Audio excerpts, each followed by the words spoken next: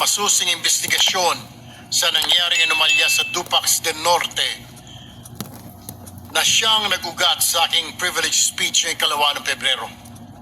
Ang mga natuklasan po sa Committee Report number 56 ay nagpapatunay lamang na mayroong malaking butas sa ating kasalukuyang batas.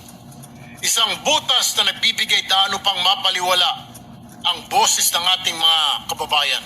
PNP, bakit kayo ang kalaban namin ngayon? We are just following or obeying orders. Kasi kung hindi namin gagawin ang order ng korte, kakasuhan kami ni Google. Pero sabi namin, kung kayo ay kakasuhan ni Google dahil sa pag-violate namin or pag hindi namin pagsunod po sa order ng korte.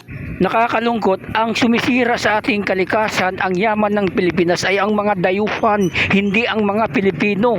Ang Google ay isang British company dito sila sa Pilipinas nagmimina dahil may batas para sa kanila. Gusto nilang minahin ang ating yaman ng ginto at copper. Sa liit ng Pilipinas, sa buong mundo, ang Pilipinas ang pinakamaraming congressman, hindi man lang nakaisip na ibasura na ang pagmimina. Ang mga pulis nagpapatupad lang ng batas. At ang mga mamamayan naman ay pinoprotektahan lang nila ang kanilang pag-aari at ang environment. Ang may kasalanan dito ay ang nagbigay permit. Ang tunggalian sa pagitan ng mga residente ng Dupax del Norte at ng Google Corporation ay isang malinaw na halimbawa nito. Bilang tugon po sa naturang committee report, ang inyo pong lingkod ay maghahain ng panukalang batas na siyang naglalayong amyendahan ang Philippine Mining Act, partikular na ang Section 21, kung saan sisiguruhing mayroong paunang konsultasyon sa komunidad at lokal na pamahalaan bago pa man maaprubahan ang exploration permit. Inaasahan kong muli ang suporta po ng aking mga kasama sa panukalang batas na ito. Hindi dapat mapunta sa karahasan ang usapin ng kalikasan at kabuhayan. Maraming salamat po. Ako po ay tumitingtig ngayon upang i-co-sponsor at magpahayag ng pagsuporta hinggil sa committee report sa issue ng proyektong pagmimina at exploration sa Dupax del Norte, Nueva Vizcaya. Ako po ay buong pusong nagpapasalamat kay Senator Jinggoy Estrada, ang tagapangulo po ng komite ng local government, at kay Senator Erwin Tulfo, sapagkat personal po ang ating pakay dito sa pangyayari na ito, sapagkat kung natatandaan niyo po, tayo po'y tumintig dito at nagpahayag po tayo ng matinding sama ng loob, sapagkat ito po'y paulit-ulit na. Ito pong pang-aabuso sa ating mga katutubo lagi na lamang pong nangyayari, at ang laging culprit dito ay ang mga minero. Kaya po sana, ito pong pagkakataon nito na naungkat na po ito. Ito po sanang 20th Congress ay magkaroon na po sana ng kasagutan ang hinaing ng ating mga katutubo, sapagkat pagtungkol na sa kanila, lagi na lamang po itong nakakalimutan. Pag-uusapan at makakalimutan. Ito pong pangyayari na ito ay iregalo na po natin sa aming yumao kay Governor Carlos Padilla. Alam ko naman po na lahat kayo dito ay kilala nyo po ang aking amain. Alam nyo po ang kanyang ipinaglaban.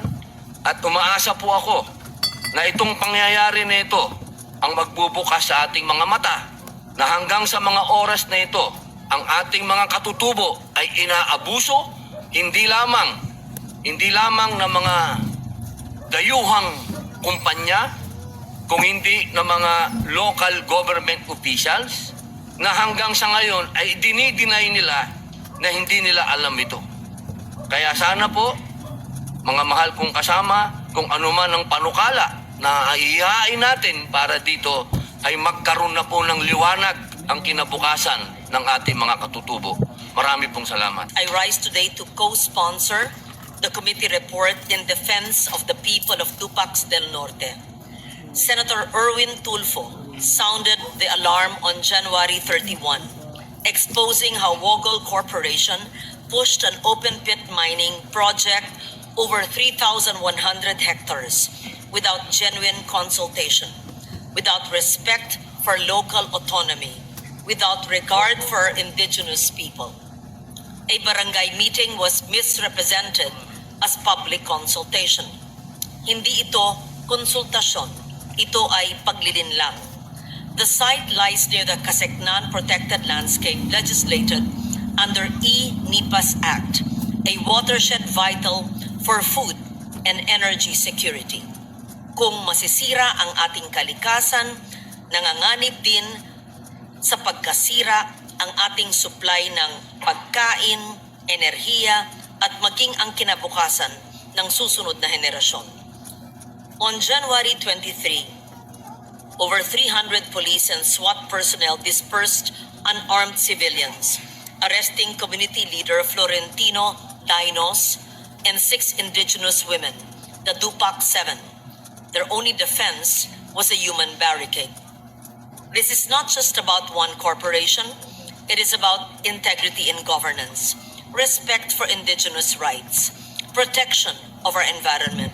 Walang tunay na kaunlaran kung ito ay may bahid ng paglilinlang, pang-aabuso, pagkasira ng kalikasan.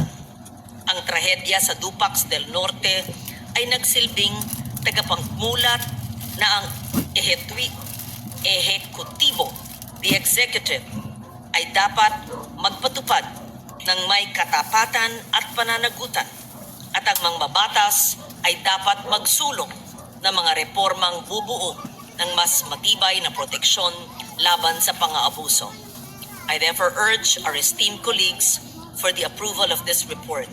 Ating galangin ang tinig ng bayan, ipagtanggol ang karapatan ng ating mga katutubo, ingatan ang kalikasan na siyang ugat ng ating kinabukasan. Thank you.